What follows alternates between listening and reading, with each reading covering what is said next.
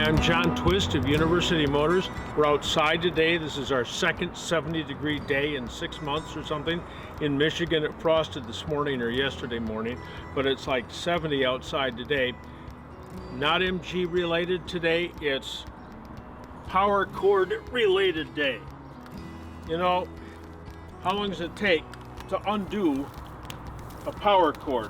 I'm going to show you how to roll up the power cord so it doesn't tangle ever. This is all electricians do this. All guys on a construction site do this. It's not a secret, but you know, it can take a long time. When you were a kid, you rolled it around like that, cool, real fast, until it comes time to untangle it, and then it takes half an hour. Time is money, time is precious. So we've cleaned our cord out all the way. You saw that it was all done. We're going to plug him together. Give a loop about like that. We're going to give 6-foot loops here. The secret here is that when you take it back apart, you do not unplug it until it's all the way unrolled. And let me tell you, I'll start here. We'll bring this around. So again, we've got this like this, and we're going to bring it around so that we wrap this guy, put him through here.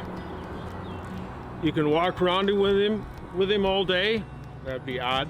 And hang him on your toolbox, hang him on a pegboard hook, better two to spread out the load.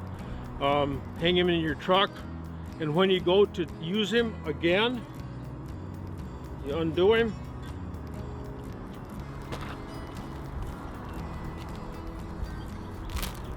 and he will not tangle.